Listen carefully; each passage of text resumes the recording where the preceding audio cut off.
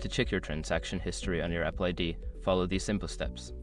This guide will help you navigate through the process easily. Step 1. Open Settings. Start by unlocking your device and locating the Settings app. Tap on the Settings icon to open it. Step 2. Tap on your name. Once in Settings, scroll down to find your name at the top of the screen. Tap on your name to access your Apple ID settings. Step 3. Select Media and Purchases. In the Apple ID settings menu, look for the option labeled Media and Purchases. Tap on it to proceed to your purchase history. Step 4. View Purchase History. After selecting Media and Purchases, tap on View Account. You may need to sign in with your Apple ID password. Once logged in, scroll down to find Purchase History and tap on it to view your transactions. Step 5. Review Transactions. In the Purchase History section, you will see a list of your recent transactions. You can tap on each transaction for more details, including the date, amount, and what was purchased.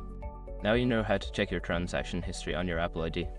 Following these steps will help you keep track of your purchases easily.